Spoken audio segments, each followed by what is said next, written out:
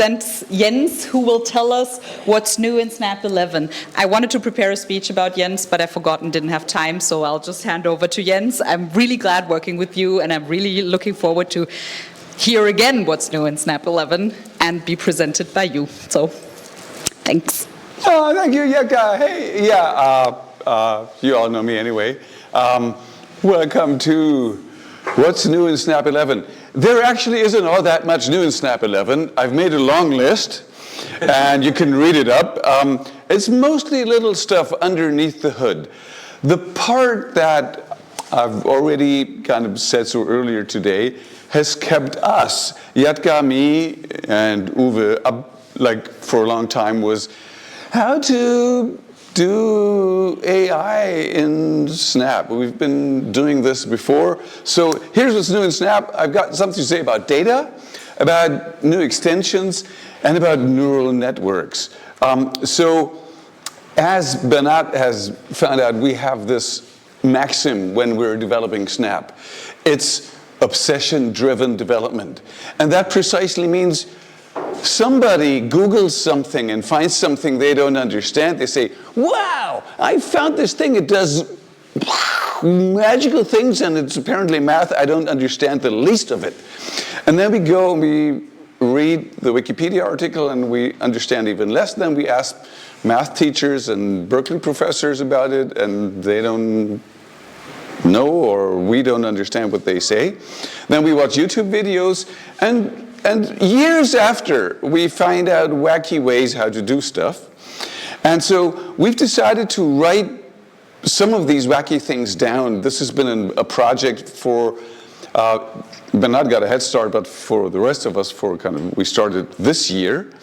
And one thing that, like we were already well into the book, when Bernard asked me to add something to Snap because he needed it to explain this thing he was working on in this book we were writing.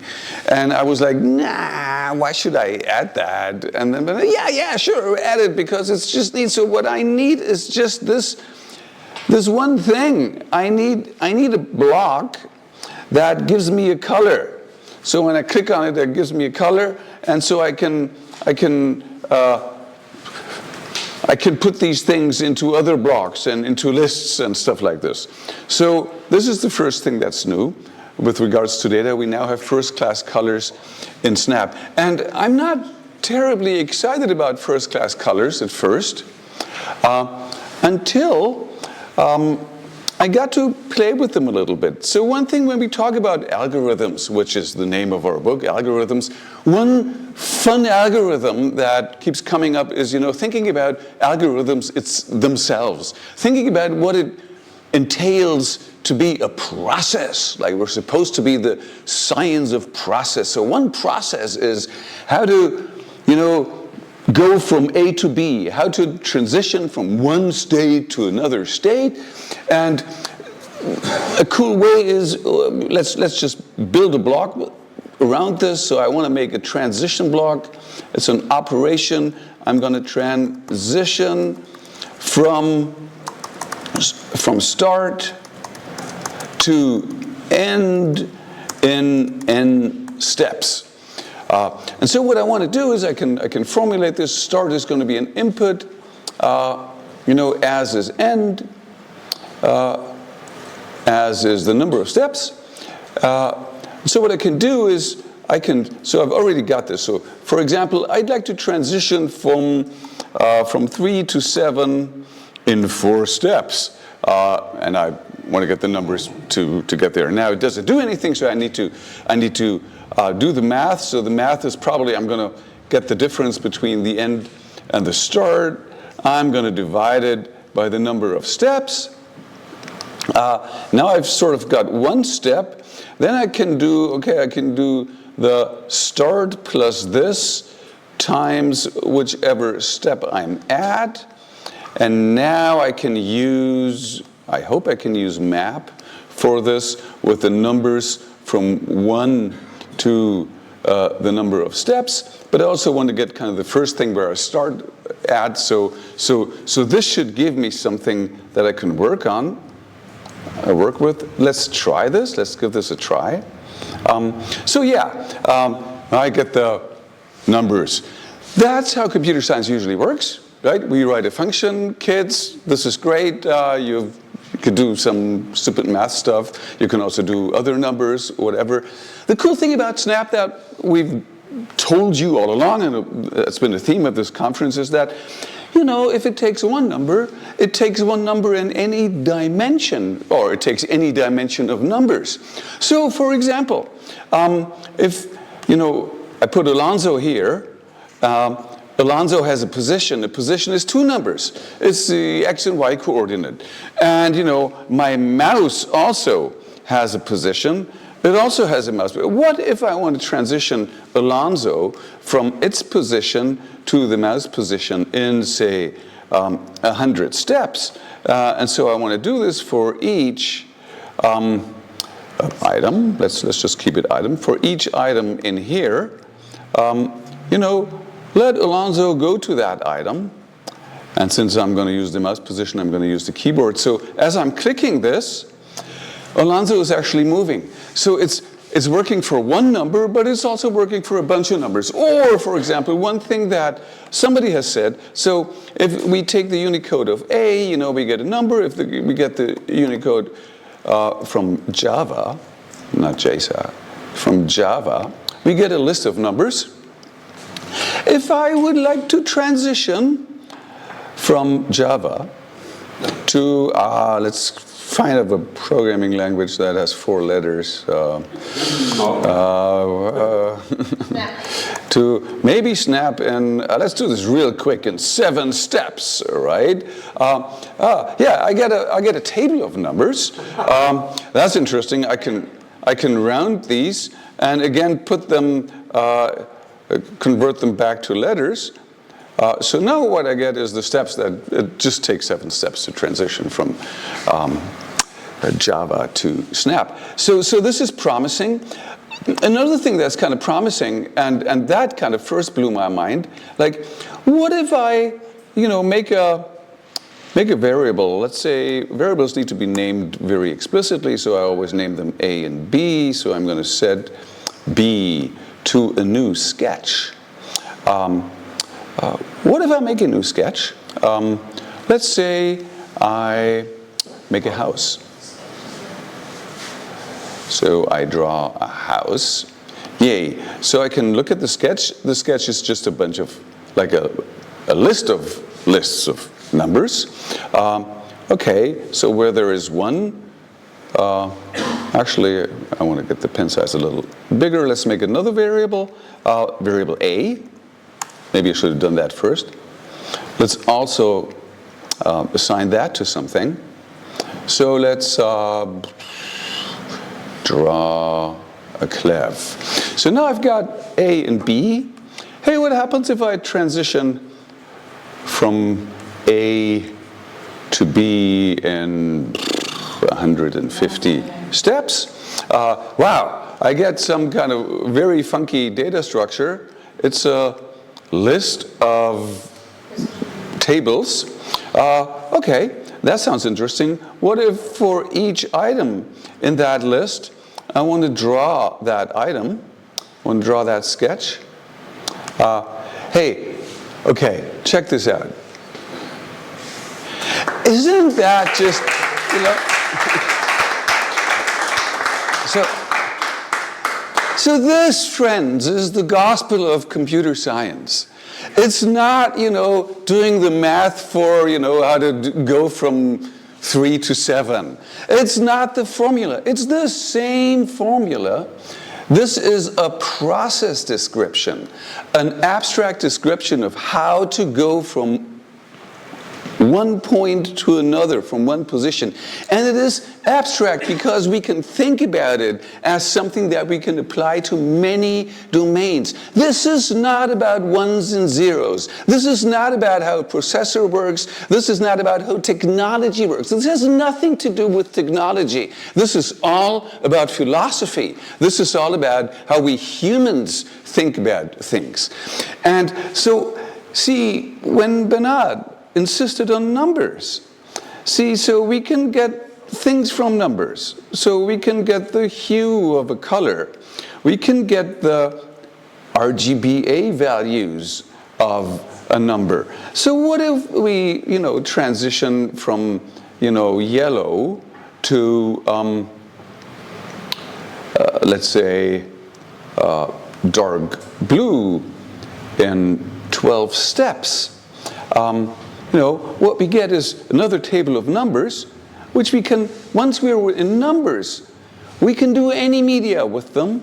We convert them back. We're getting a gradient of colors. Isn't that just also beautiful? We can apply to any medium. Since media is digital, having a computer and thinking about things in one dimension makes it work for any dimensionality. And that kind of abstraction is liberating. It's not something that ropes us in. Okay, one last thing.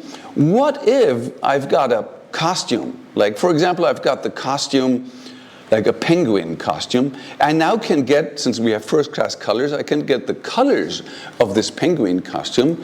And look at this. So now I can see the pixels as colors of the penguin. And of course, because of hyperblocks, we can get, the RGBA of the colors of the penguin, right? And we could try to transition those to the colors of Alonso in, let's say, 20 steps. So we again got a very complicated thing, which we can now turn back into colors and turn back into a costume. Since it's all numbers, look at this. What we're getting is a morph from one picture to another, because it's doing it for every dimension in every pixel of this thing. So this is really, when you think about dimensions, usually when we say, oh, dimensions, this is something philosophers talk about, I don't even get it. It's just another list of stuff in there. It's actually something that isn't mind-blowing. That isn't the part of science fiction. It's just very natural. It's very human. It's more difficult to write the vocabulary than to just think about it. Okay, so see, this is why we're writing this book about, because we are always seeing insertion sword or merge sword or bubble sword when teachers and curriculum makers talk about algorithms. And we want to show liberating things, not things that box you in. Okay, so I've just shown you. And the question was really, yeah, but now we've got AI, and we've sort of been wiggling around this AI thing, kind of showing you stuff that is AI, or used to be AI in the 60s, but now, of course, everybody knows it's about neural networks, and we've been really struggling hard about neural networks. You've heard all our introductory teasers, so let's just cut straight to the point. When Yadka and I first met to talk about the issue of neural networks, after she'd gotten me to promise to get it done in half a year, which was 2 years ago, we decided that what we want to do is we don't want to use AI to make it programmable, like the magic machine that Dan said, but we really want to show how we can get the algorithms that make neural networks such that we can either teach them, or maybe even understand them, or just use them. So if you're not wondering how to teach backpropagation in 2025, you're probably going to all these webinars about let's prompt AI for middle school, or let's prompt AI for innovation. I think we as computer science educators need to teach about the algorithm that is behind all of this. But we also want to take a little bit of this wonder away, because it's neural networks and everybody goes like, a neural network. And then there's this picture of a robot and maybe a human brain attached to somewhere. It's this humongous thing that, does things. I mean, it can't be such a big thing because it's nearly ubiquitous nowadays. Maybe we can sort of get it back into proportion where it belongs. And maybe we can abstract it completely away because we're a block-based language. And this is kind of the newest idea. And we just got this like barely a week ago. And we're going to show you all of this. Okay, where am I? Yeah, let me show you in Snap. Is that okay? Good. Let me show you in Snap. Okay, I'm going to open a project that we started with. We started with something that we wanted to explain. So here is the example I like. Christiane hates it, and you're all going to hate it for the right reasons. But I like it because it tells the truth. Here is a data set that people are using. It's sonar data. It's sonar pings. It's a data set of a bunch of numbers. This is a sonar pinging to detect sea mines. And now there is an echo, as you all know. And sometimes you find a mine, sometimes you find something else, like a whale or a rock or something. And so this is in the form of a truth table, which means it's got kind of 60 features.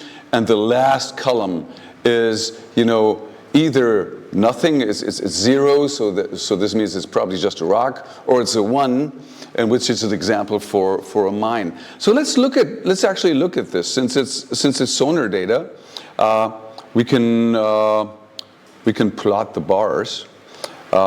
Since all the numbers are between 0 and 1, we probably just want to increase them a little bit.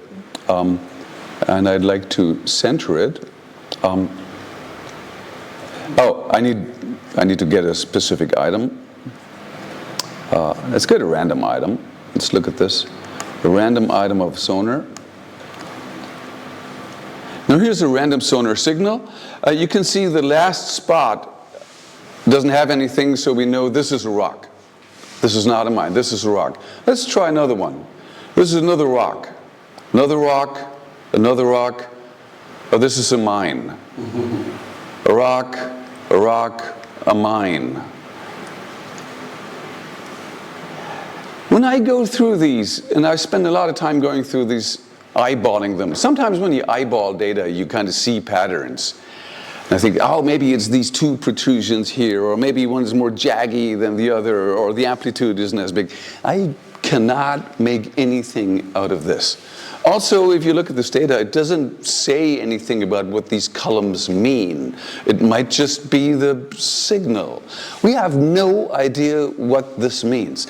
And folks, when we think about AI, usually when we teach it with all these well-designed examples of, the iris flower set, and where we have, this is the size of the stem, this is the size of the petal, and we try to reason about this in our heads, and so we can check whether the AI is doing the right thing, and then we trust it to do it for 2,000 features. Here is a data set we don't know anything about, and it tells the truth because this is how this whole neural network craze got started. They were funded by the military doing exactly that, finding out, hey, friend or foe, am I going to kill this guy or not?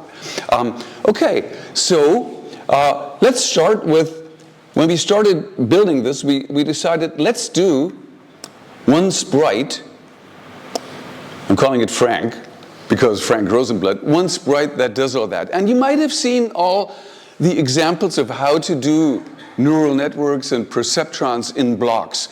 And what you always see is this thing where set input 1 to this number, set input 2 to that number, change weight 1 by input 1 times delta. And we've gone through this, like I've spent a year going through shit like this until I found on LinkedIn, of all places, a blog post by somebody who said, I was trying to do neural networks kind of the classical way back in the 90s in a class given by Jan LeCun, who said, if you're using loops and variables, you're doing it wrong because you never find the light. You have to think about it as vectors and matrices. And this is when it dawned upon me, wait, we have that in Snap. We were like the born language to talk about this. So this is what we got on our first day at SAP when Jatka and I, when we were thinking about this is what we came up with. So we want to do a sprite. Like, what if a perceptron, what if a neural network is just a sprite? And we got this to work. This totally works. I'm not going to show you, but it does work. What I spent the next 1.5 years on is getting this to work with multiple layers, with all the examples that don't work. What I came up with the help of Uwe and others, is this thing that I'm going to call perceptron. And see, the change from this, and you've all written more complicated stuff than this. And the kids in your classes have written more complicated projects than this. This is a perceptron. And this is a layer in a neural network. There isn't all that much difference. And in another talk, I can show you exactly what are the differences. We're just giving you the perceptron sprite. This is, and I'm going to show you how we're giving this to you. Everybody has it in their Snap already. It's part of Snap now. And so we have a perceptron sprite, and you see something new. Like you see something that it has 3 messages that it reacts to. Like you can set it up, you can let it predict something, and you can let it learn. But you see, the new thing is that there is a report block underneath this predict hat block.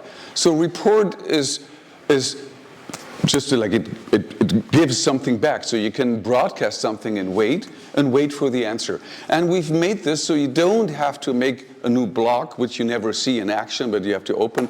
But we want this to be a sprite that you can see each script that it does, like a physical plane in an apparatus.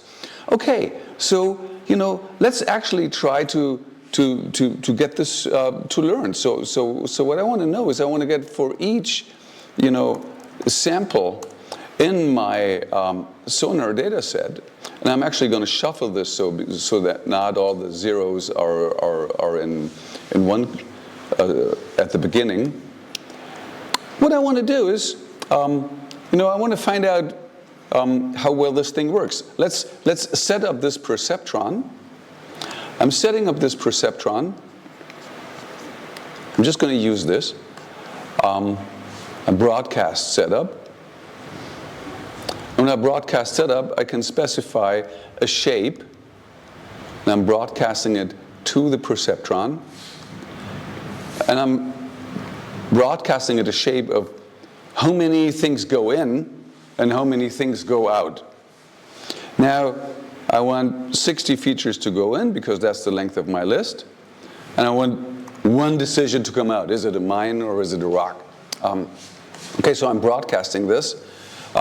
So now I can actually, what it did is it initialized its weights. I can look at the weights of the perceptron. So I've got a table where the first list is just 60 random numbers between -1 and +1.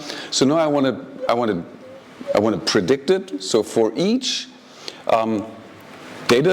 for each record in this data set, I can say, okay, let me get I know the answer because this is the last column. So I'm getting the target is the last item in that sample. Now I want the perceptron to actually predict it, which is going to be the output. I'm going to set the output to, and now what I can do is I can just request predict from my perceptron, and I can send along the data that I want to predict. Right? So this is now the outcome. What it does is it does some matrix multiplication, basically pretty simple. That's for another talk. So now I want to see how this is different from what I'm expecting. And we call this a delta. So we set the delta to the difference from what I'm expecting and what I'm getting. Oh, and I want to count the errors. Like I want to see how well I'm doing. So at first, I'm going to start the errors are nothing. And now I'm going to change the errors. But not by the delta, because the delta can be minus or plus, so they might cancel out, and we might think we're doing fine, but in fact we're just going in the wrong direction. So we're taking the absolute value of the delta. And the delta can be a list because there can be more outputs than one.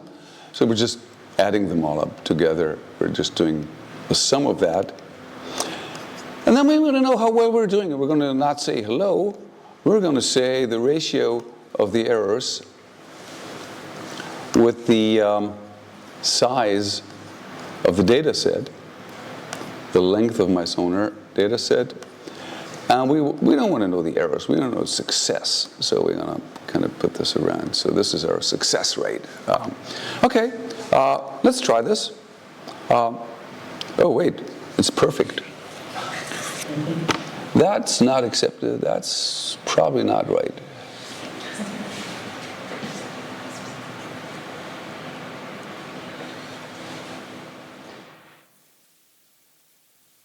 This, no, this is right. Did I initialize this correctly? Yep.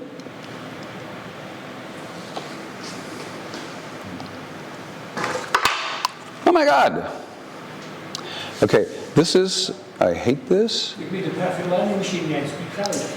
Excuse me? You've made a perfect learning machine. You should be very Yeah. Request, predict, sum, apps of delta.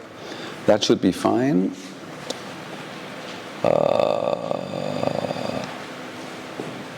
Should the output be the item last of the sample?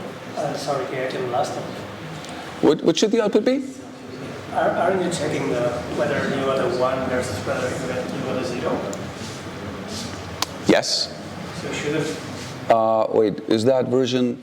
No, that is giving me a sigmoid version. Set data and target minus output. The output, target minus output. You set data, not delta. Thank you, my glasses. This is why I need, thank you so much.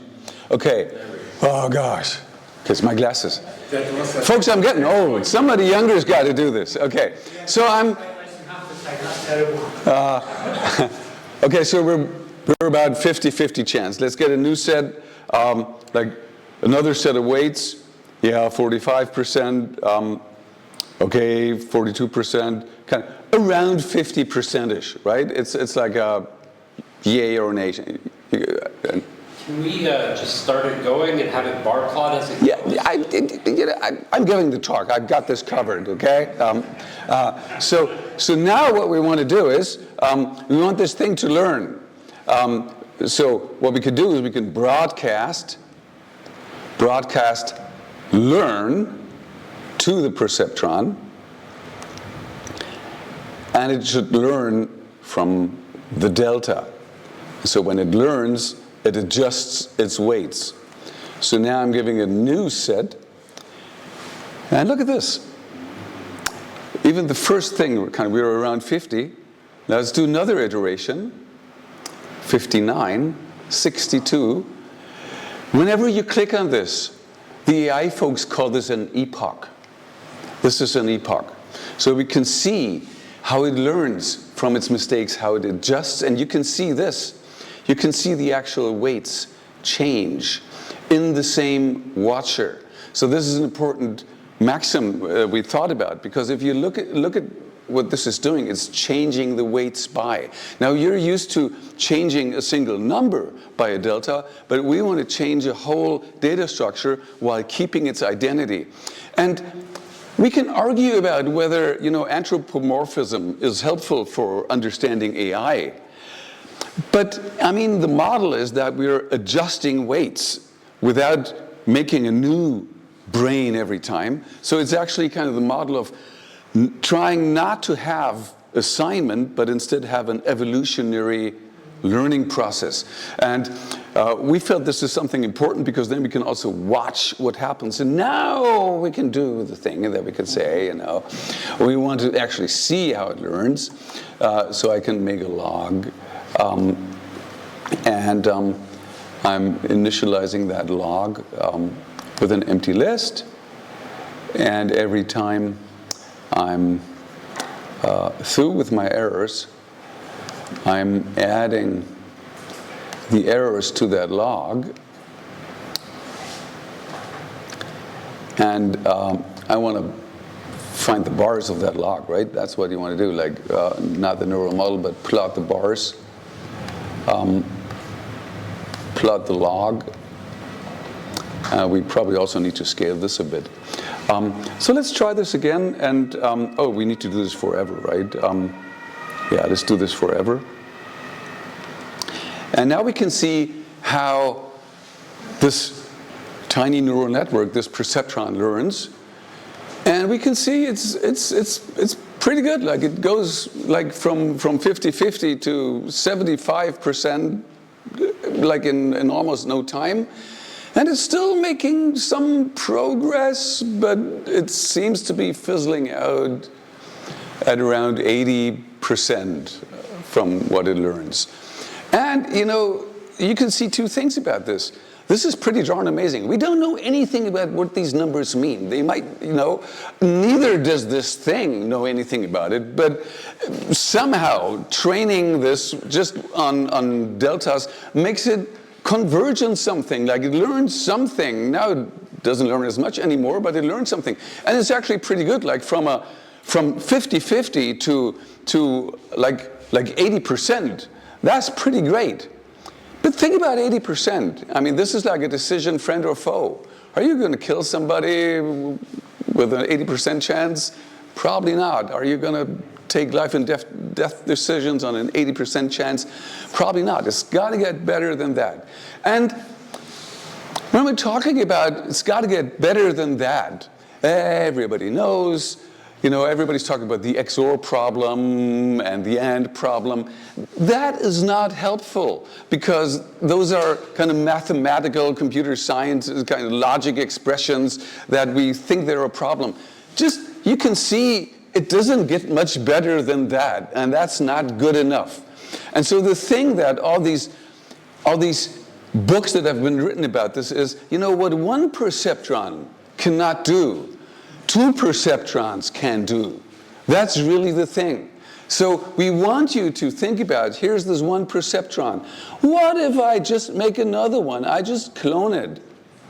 Like this whole thing, I'm not calling it perceptron 2. Hey, now I'm calling it hidden layer. Okay. It is just a perceptron. It's literally just that. I'm not changing anything about this. Oh yeah, let me actually show its weights. So now it's got the same weights because I've basically cloned it. But now what I want to do is I want to also initialize that. So I'm setting up my hidden layer with, let's say it's got these 60 inputs. Let's say it should have 5 outputs. And then I want these 5 outputs to go into my output perceptron. And I want to have one decision that comes out of this. Okay, let's do this. So now I can see the weights of my hidden layer and of my perceptron. Okay, so now what do I need to change? No, I want this whole thing to learn. So my output is going to be a request from the perceptron, but before this, I'm going to request it to the hidden layer. Hey, and I learned something today from Fritz, who just had to leave. We can turn this into a pipe. So I'm piping my sample into a request predict from my hidden layer. And what I'm getting back is I'm piping through the perceptron, which is now my output layer. Now I'm getting a decision back that's gone through both layers, okay? And here's the clue. When we want to learn, now we go back to the perceptron, and it learns something, and we give it a delta. But we cannot give the same delta to the one before because we don't know what it was expecting. And what it was expecting isn't clear, and this is what they were computing on for, I think, 10 or a dozen years. And it's this line of code. This thing here, that is the current Nobel Prize of Physics. And I've seen more complicated code than that. The mathematicians among you will tell you that, yeah, this is actually more clever than it looks like, because if you take the sigmoid activation function, this happens to be the partial derivative. Forget, it's just this function. They wrote it in their paper. So this is the Nobel Prize, Physics Nobel Prize. Great. I want mine. Okay. So the learn function is also answering kind of the next delta for the next layer. So we also need to turn this into not a broadcast, but into another pipe. Look at this. So what we're doing is we're piping the delta, and we're requesting learn from the perceptron. And what we're getting back from the perceptron is the new delta that we're giving to the hidden layer. So what you can see here is two pipes. One that's going forward to the hidden layer, to the output layer, and one that's going backward to the perceptron and to the hidden layer. One is called forward feeding, the other is called back propagation. Okay, let's try this. And so you can see how all these numbers change as it's learning. We can see it's going down. Okay, we've been there before. And it seems to stall at 80%, but it's actually confidently going farther. And that's the promise of deep neural network. A deep neural network is something that has more than one layer. We can have as many layers as we want. We can have more clones of that perceptron and just put more steps into our pipe, and we can have as deep networks as we would like to have. And we can see we're already above 90% what it learns. And that is actually quite amazing. It also means that when we look at what's actually happening here, we as humans have no clue. As soon as we have one hidden layer, there is no way we can reason about what's actually going on about this anymore. So all the attempts to, let's just start with 2 features or with 3 features, or if anybody, if any company, if any mogul is telling you that we're working on explainable AI, they are lying to you. They're working on some chatbot that is going to come up with some gibberish that is going to be an explanation, but it's not going to be what's actually going on. There is no way to explain what's going on as soon as you have one hidden layer. Okay, so this is kind of the long story. This is how we would like to see it. It's almost like it's rapidly approaching a certainty where we can see why military gets excited about this, right? And why bankers get excited about this with just a hidden layer. So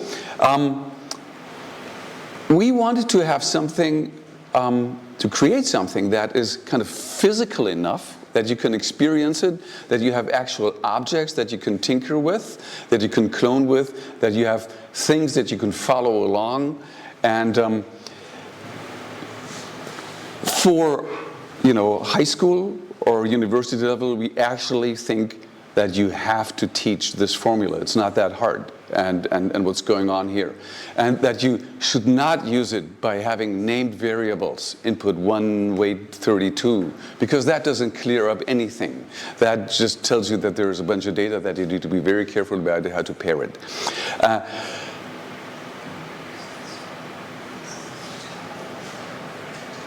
Once we had this, we thought we're done. this is great. Now we can teach neural networks in Snap. We just give everybody this perceptron sprite and tell them about it. And then we thought, well, what about the second goal? The second goal was, just what if the neural network and the perceptron were just something that we could use like a sound or like a costume, like not even like a sprite. And so we came up with this idea to turn it into a library. Now technically this was a little bit difficult because we didn't have data objects yet in Snap. So I had to build these in. And we released these before. We released these sometime, I think, in October.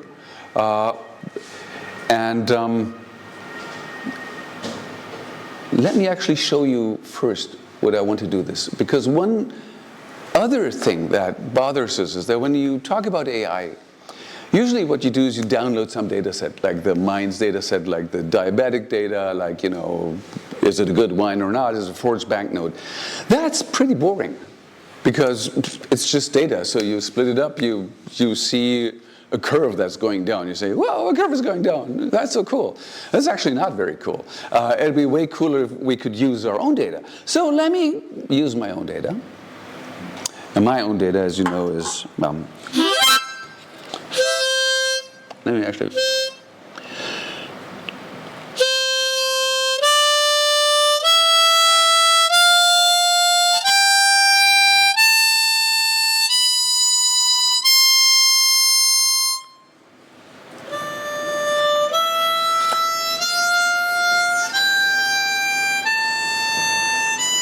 It's neat to play this once, is to slow me down, I guess. So, okay, so this is the sound that is my harmonica. And I'm going to try real hard to do this one.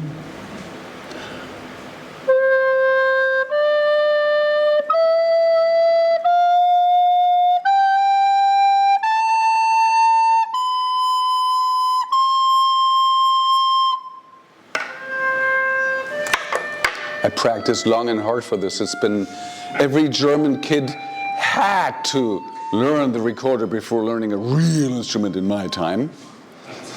And this is the hard one where you actually have the wrong way to, okay, never mind. Okay, so this is my recorder.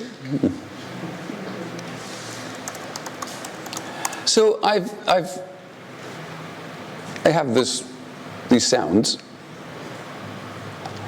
like the harmonica, and it's a lot of data. It starts with zeros, but then it's a lot of data. It's too much data. And so I don't want to have a neural net with 200,000 features. So I want to cut it up. I'm going to reshape these samples to chunks of 100. So now I'm chunking them to 100. And now I want to tag these. So I'm mapping these. And I'm appending a marker, like a 0, because it's a harmonica. So now if I look at this, all of these have a 0 at the end, okay?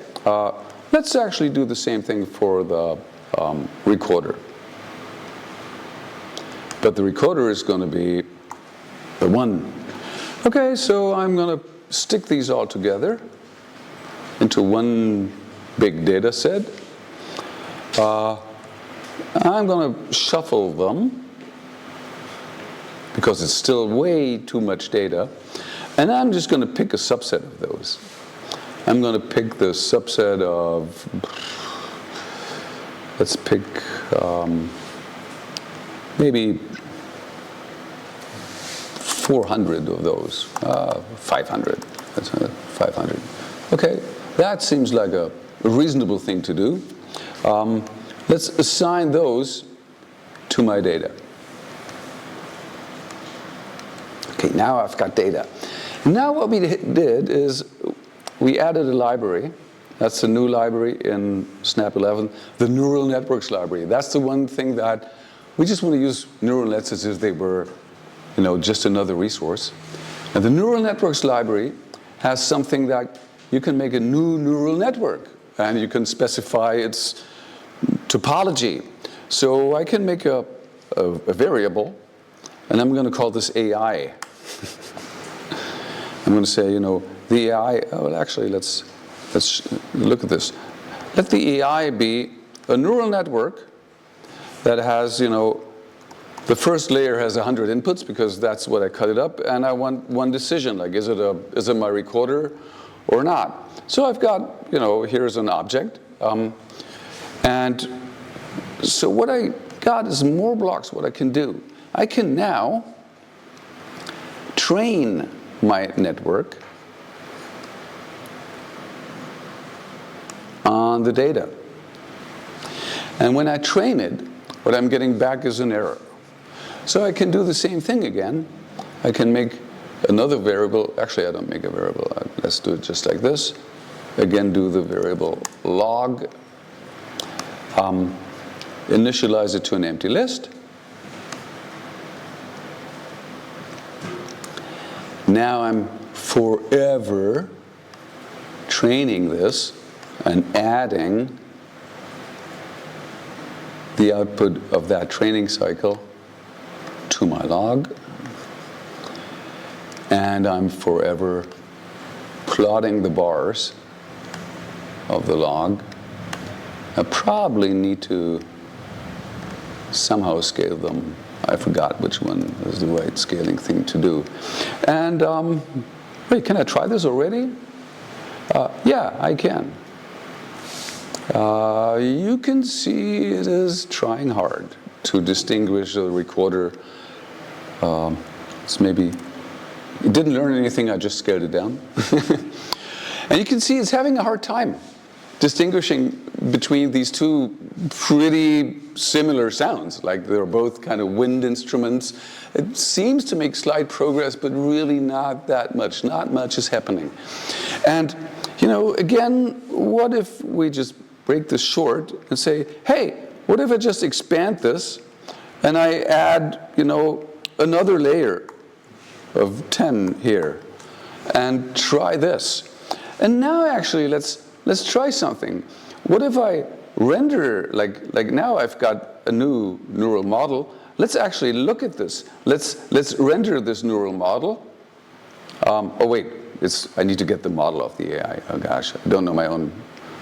So I can get the model of the AI. The model is the list of its weights. And I can render that. So I can see this is how my neural network looks now. And I can, maybe this is a little bit too thick. Let's render it a little easier like this. And let's actually do this and always look at how it learns. And let's find out, oh wait, this is wrong. It needs to do, nope.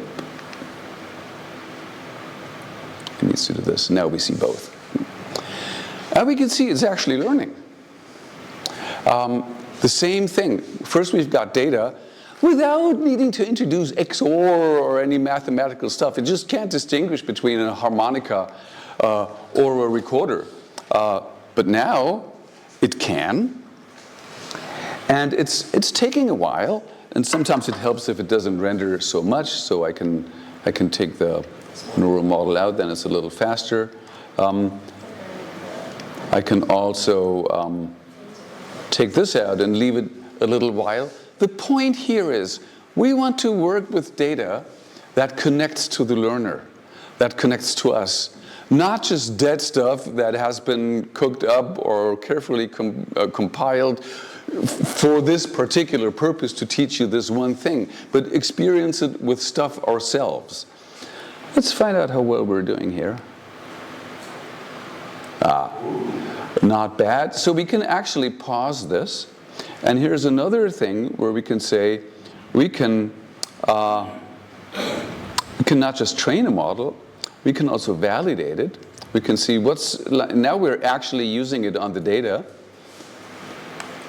and see how well it does. Oh, it's 96% from that training data. That is actually good enough for what I'm going to try now, because I now want it to tell me, I now want to do something else. I want to get the microphone, not the microphone volume, but I want to get the samples from my microphone. And I'm going to get the first 100 samples of that. And I want to classify those samples, right? I want to classify those samples with that network, with that AI thing I've done. And I want to do this until the volume is less than a threshold. Then I want to switch to the costume of that. I'm going to do this a couple of times to increase the precision. Okay. Does that work? Let me try. It might not work. Switch to the costume. Turtle. And do this forever. Let me first try what I'm getting out of here. What am I getting out of here? 2? Yeah, this looks great. Okay.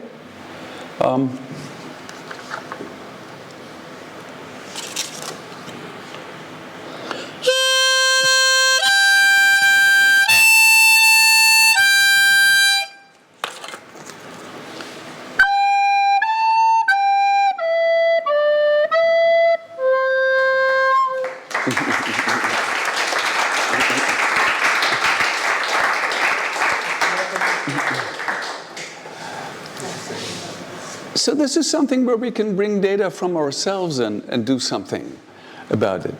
So this was the state last week. So you can have as many neural networks as you like. You can have ad hoc neural networks. You can now take this, what you've trained, you can get the model of this neural network. The model of this neural network is just a list of lists of the weights. You can export this and share it with your friends. They can import it and assign it to a new neural network and use it to classify their instruments. Or they can retrain it, or they can post-train it. They can do all of this. And I thought this was pretty darn cool, because now we've sort of got them where I want neural networks to be. Just a resource, just a bunch of blocks we can use for funky stuff. And I've spent weeks going through all the data sets, and I can share all the resources about the data sets, having tremendous amounts of fun by predicting everything from wine quality to diabetes. And then we thought, well, there's one more thing I'd like to try. And Yatka and I said together, because Yatka was adamant that it should be able to distinguish something else. Like, it should be able to also distinguish things like handwriting and gestures. Remember, Yatka and I a while ago did the grand gestures activity for gesture detection. So I decided, what if we try this with the grand gestures, but instead of the $1 gesture recognizer algorithm, we use a neural network. And in doing so, learn something else about neural networks, how we can maybe make them disappear altogether. Okay, enough. So let's make a list. What I want to distinguish is, I want to distinguish a heart from a house from a star. Remember, that was kind of the activity. So what I've got here is, I've got a block that lets me scribble something. So I can scribble something like this. And what I get is a list of not points, but a list of directions. So this is always the direction to the next point. And then it's sort of like a vector, right? So what I could do is I can say, I want to get a list of these scribbles, and I want to mark them. I want to tag them. I want to tag each scribble with its name, and I'm going to set my database of scribbles to that. I'm going to clear. Wait, after that I'm going to clear. Before that I want to set the pen size to a little something bigger. So now I need to draw a heart. Let me draw a heart.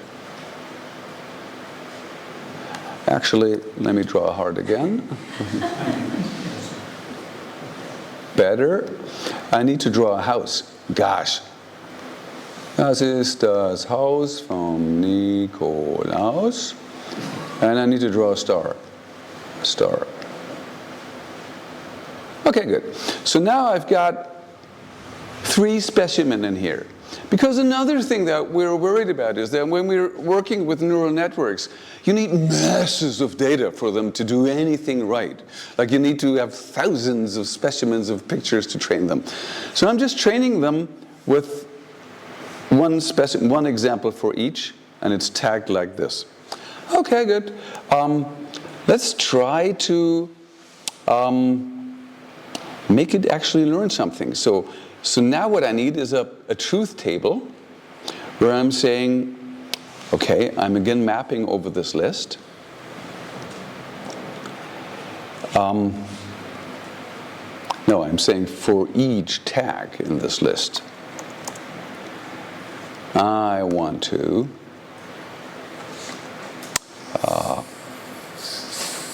look at this. No, I need to import the neural networks library. Okay, this is what I'm missing.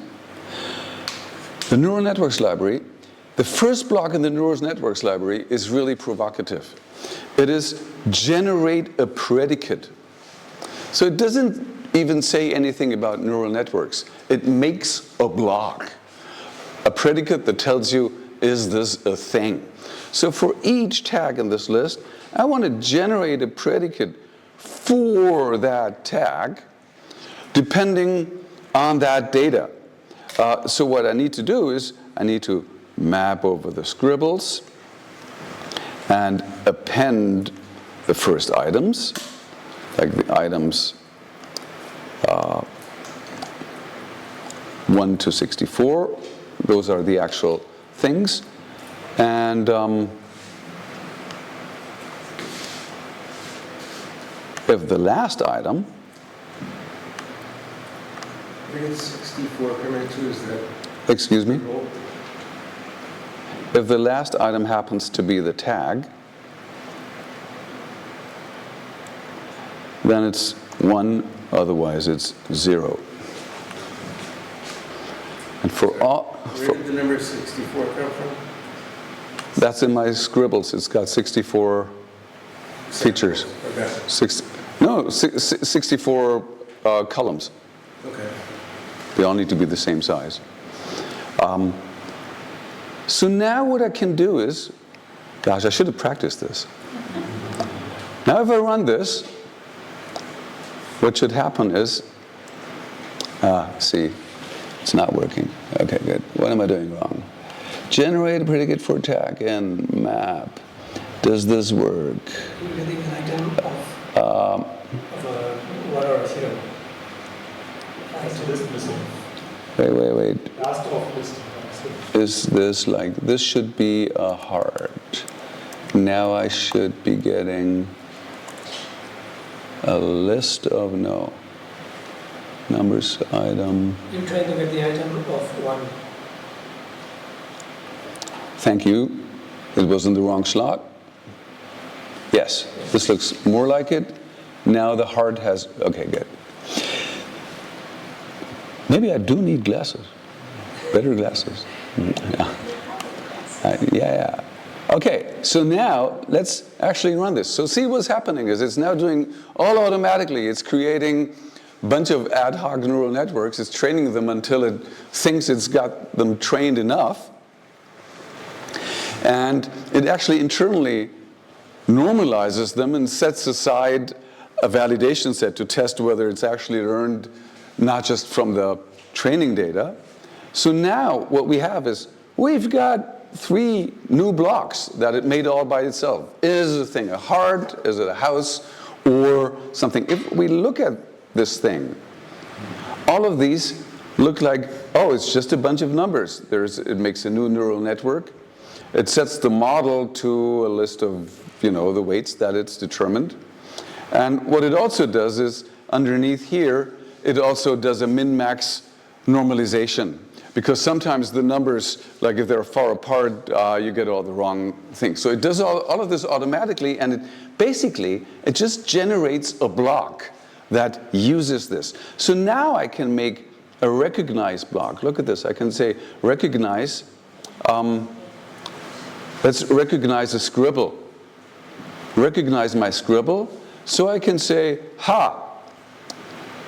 if the shape is a heart, report heart. Else if the shape is a house, report house. Else if the shape is a star, report star. Otherwise say, I don't know, it's unrecognized. So, right? It's just going through every block that I just made.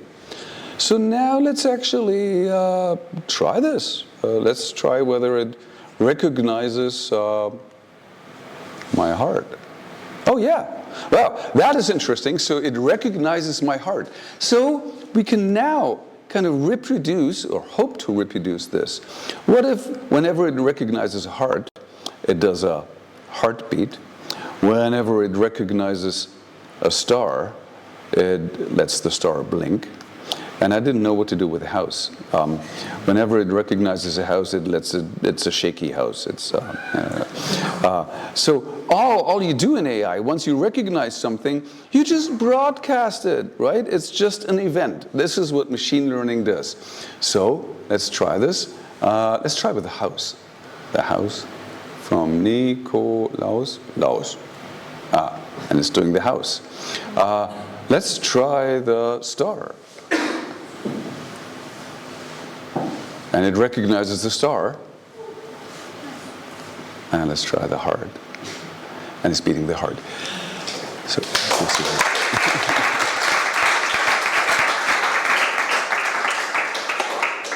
The brutality of this is the same thing. It's the same neural network, the same algorithm that I can use to distinguish one instrument from another, one drawing from another, a sea mine from a rock. It's the same thing. Folks, this thing is eating up our lunch. We want to teach algorithms. This might be the last algorithm we get to teach. We better teach it well. Okay.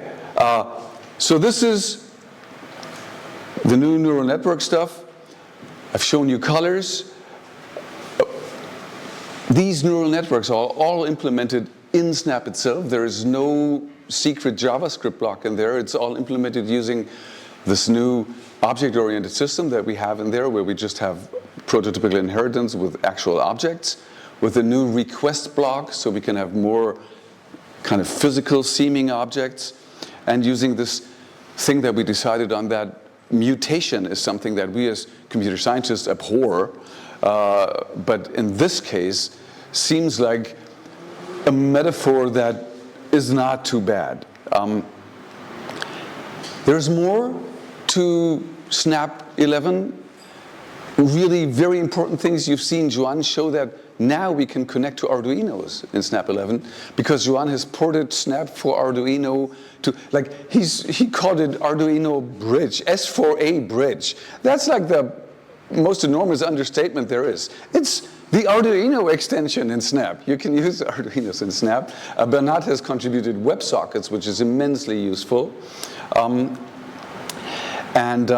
So many people have contributed to this. There's a bunch of new blocks, most of them in libraries, and that's what's new in Snap 11. Thank you.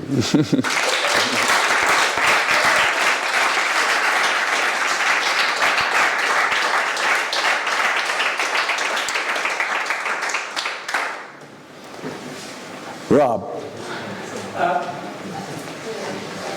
Okay, you got to work. Did I go? I'm talking way too long, right?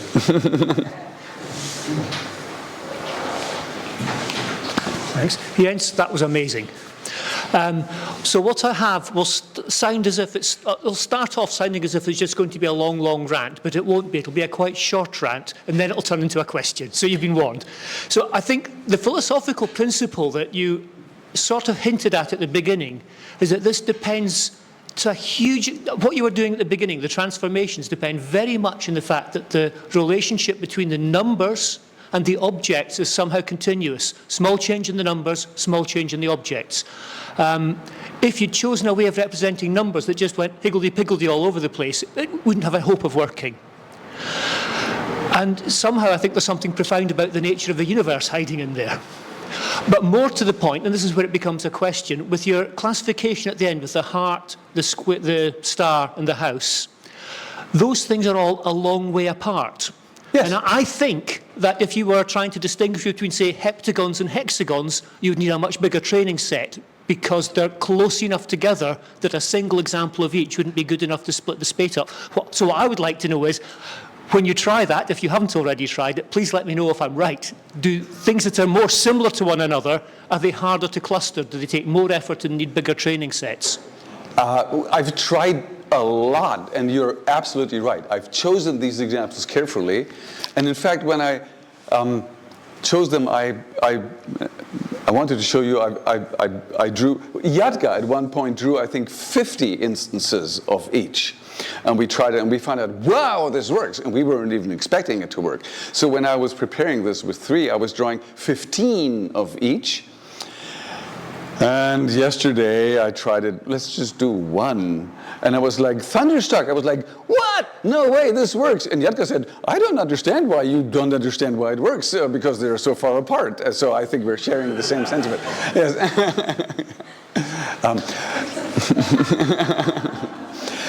But see, so there are 2 points here. One is the technical issue of how to implement this. And the other is that we're desperately trying to find a pedagogical entry point into this. And I haven't seen any entry point that doesn't use masses of data. I haven't seen many entry points that don't use image recognition. So we have, for now, conscientiously constrained this to just tabular data. You cannot do image recognition with this. You can only do like records with single numbers. This is why we've converted the drawings not to a path of 2 coordinates, but to a path of, just directions. Because that's fast enough that within a few seconds or a minute we can see something, and it lets us explore a bigger variety of medium than if we were only doing pictures. And it needs much less computing power.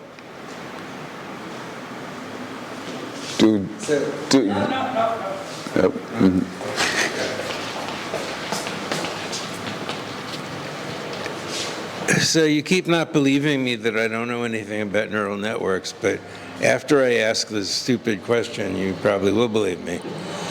The training data in all the examples you showed had, a bunch of columns, and then one of the columns was the answer. Yes. And of course you use that to train. That makes sense. But it's still in there when you're trying to recognize things. And so I'm wondering why the neural net doesn't just instantly zoom in on, I'm not going to pay any attention to anything except column N. It's a valid point, but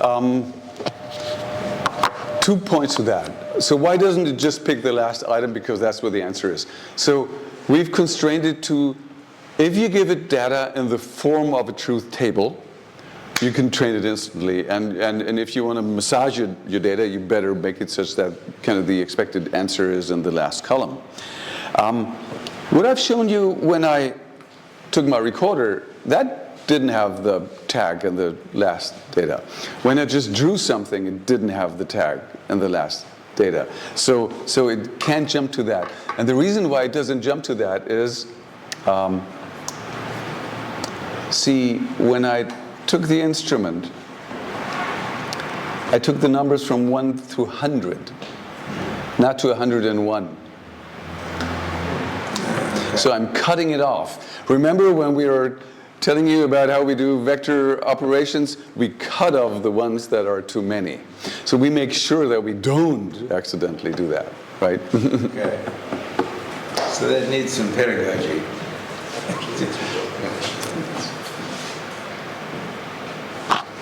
I forgot my question. Oh, no, yeah. I was thinking about pictures. Pictures are list of numbers.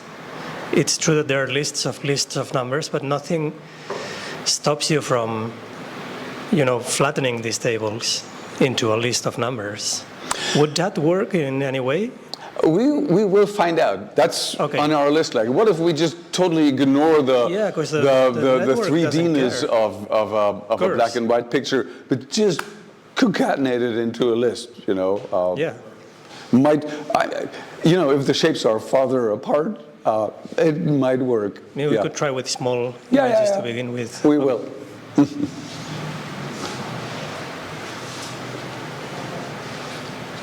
And so can you, because you've all got this. There was a question online, and we kind of answered in the chat already, but maybe you want to hear it too. And the question was, how do you figure out what's a good amount of neurons in a hidden layer and the amount of layers that you pick? That's an excellent question. I've read a ton about this, and Yatka has talked to her mathematician friends who know all about it in South Africa and here in Heidelberg about it. And everybody's just playing around, like just giving it a try. Oh, this works. Oh, this works faster. I don't know. When I made the code, which I was really proud about, that makes these predicates, I'm just using a rule of thumb number that worked for many of the model. There are whole data sets, whole repositories of machine learning data sets, and I've gone through very many of them and just tried out what works best, and I found out I'm just always doing a single hidden layer with, a bunch of neurons. Sometimes increasing that number dramatically helps a lot. Sometimes adding another 2 layers at first does nothing and maybe never converges. Sometimes it goes on for a while and then suddenly it drops and learns it all in one. It's really, like, I can spend days watching lines go down or not. It's fun. And I'm afraid everybody just does that. Also experimenting with the learning rate, it converges quicker. Sometimes it overshoots, then it goes back again.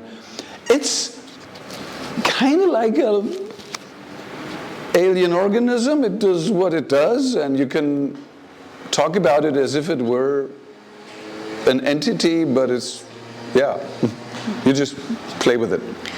Okay, and then there's another question by Akosh. This is amazing, so well done, Jens. But do we expect the average high school teacher and high school student to understand this? That's a great question, and we're just having many discussions. Do we need to teach this? Who is this for? My answer last week was, now that I've understood it yesterday, everybody needs to understand this tomorrow, okay? This is now absolutely, this got to be in every school. But more to the point, I've shown you 3 kind of variations of this. And I'm expecting them to be reversed in reality. That we start with the easiest thing. Here's just some data. Let's just turn this into a block. And I haven't shown you when at first the block doesn't work, you can train it and it changes the same block. Like, it doesn't make a new predicate. You can retrain that same block as much as you, and you can share that block with your friends. It'll take the neural network along with it. So I'm expecting this exercise to be, or this tool to be, very accessible if you just want to classify certain things. And if you do it like this, I totally don't mind if you use what everybody uses, the penguins data set or the iris flower data set, to find out, there's one inside there that needs 2 layers. The others I can do with 1 layer. In fact, it's sometimes a challenge to find things that need more than a single layer if you just have tabular data, which is also fun. The part with the instrument classification, you could also do with that last example. I was just going to show you that there are more blocks in there that let you actually tweak these neural networks. Using these blocks, you can also do more than just one output node. Like you can do classification of multiple digits or multiple things without having to train 3 different blocks. You could do them all in one block. So it's more versatile. I would expect that just using these neural nets to be something that you could probably do in high school. Honestly, I think if you're not teaching backpropagation in college, you're killing computer science. This is the most relevant algorithm around.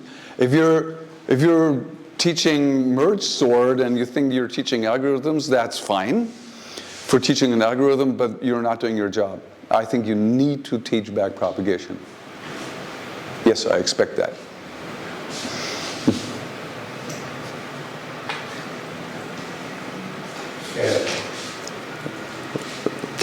Thank you, Jan, so much. This is one of the most beautiful renditions that I've seen. I was wondering, when we are querying, is there a way to test for the confidence? Well, what you get is when you train, you get an answer. Yes. And the answer is the error. That is essentially the confidence. When you classify, what you do, like what we're having here is a very simple model. It just uses the sigmoid activation function, and it just rounds the result. Yes.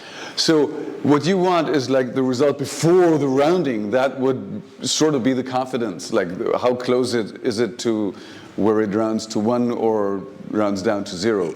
And that is exactly what you're getting when you train it. Thank you. So just before rounding.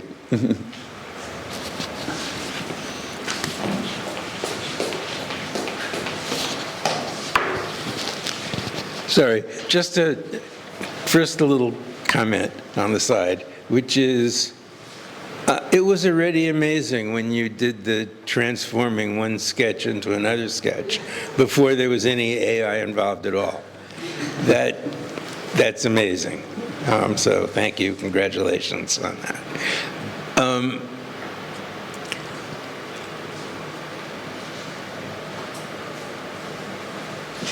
So this perceptron sprite is something that's built into Snap. You can say, that's a good make me a question. perceptron. Thank you. It's not built into Snap in a way.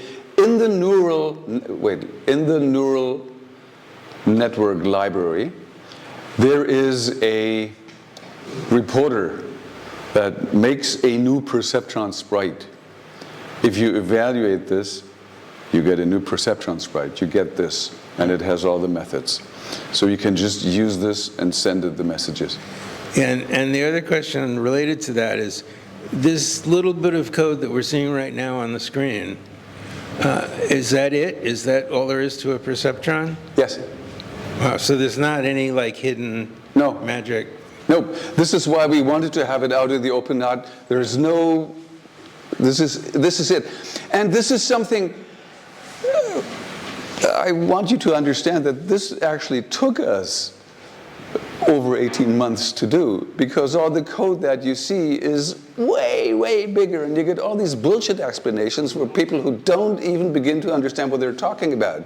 It's terrible. There are dozens of experts who tell you shit about math that they know, but that is totally irrelevant, like what kind of loss classification this is, or why gradient descent cancels out if you take the partial derivative of some function or whatever. And they know all about this, and they kind of, mansplain it all to you, and then you try to code it up, and nothing works. It took us 18 months to break it down to just this. This is all there is. And one thing that is a misunderstanding, I'm calling this perceptron, but this is a deep neural net. It's one layer. And because I was angry once I found out that it's really just that, like almost exactly like the Frank thing I showed you, I thought, like, what is all this thing about that they developed over these eons that they were playing around. But if it's really just that, and they just stack more of these, it's always the same thing. When you read these things up, they'll tell you, oh, you need to distinguish between the output layer and the HIB layer and the input layer. They all have different formulas. Yeah, if you can't think. But once you understood what they're doing, it's just one object.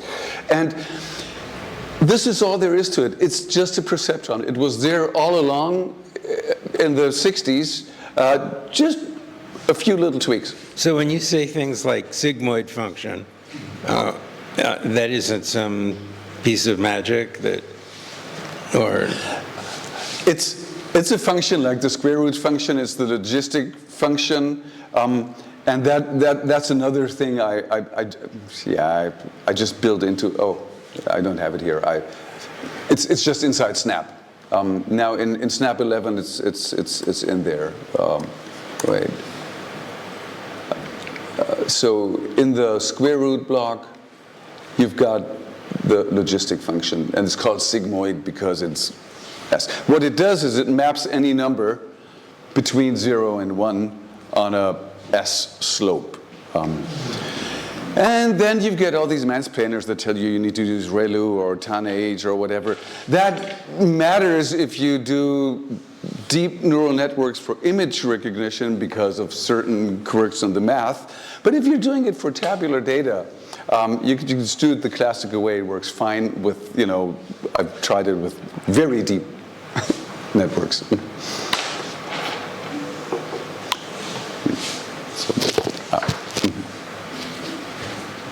As a layperson, I was curious if there's a way to reverse the process where instead of detecting, let's say, a house, and comparing, okay, is this more similar to a house or a heart? Is there a way to output what the system assumes a house looks like a kind of an average of the training data set? Generated. Right. Germans that house. Yeah, it's a good question. To be honest, I don't know, not with the neural networks. When we've done the grand gestures example that uses an actual algorithm to find the nearest neighbor, we can think about, averaging or combining, getting somehow the union of differently tagged example shapes. So you could think about what makes an ideal member of that class, right? Or an archetypical shape of that thing. And you could say that it must be somehow the combination of all the examples that I've given it. And you could think about this. With this perceptron neural network, I'm not yet sure. I'm still learning about this. But it's a good thing to think about. Thank you.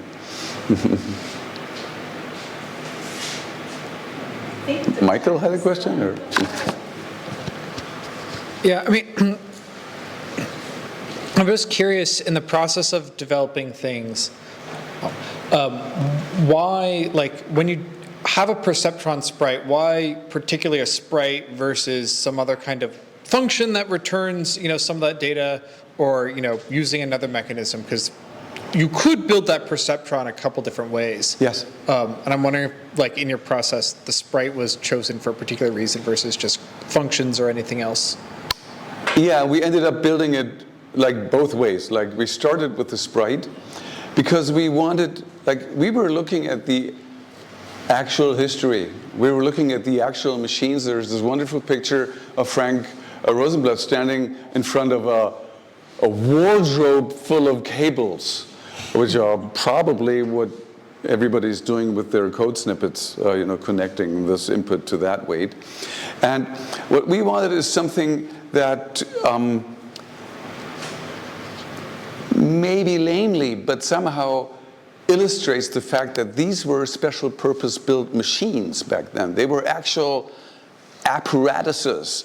So you had general purpose computers, but you had these perceptrons that were separate computing devices. And by the time, I think by 1968, the general purpose machines were actually faster than the perceptrons in the work of doing the perceptrons. But we felt that it's actually nice to have something that you can kind of take and duplicate. So to us it was more like a sensory experience. I duplicate the sprite to make another layer rather than I increment an integer in an input field.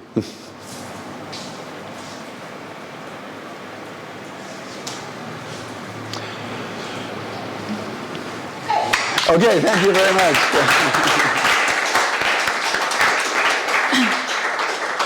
Okay, thanks, Jens. Oh, wait, I hugged every keynote speaker. You're getting a hug too. Oh. Thank you. It's awesome working with you, Jens. I really enjoy it. Same.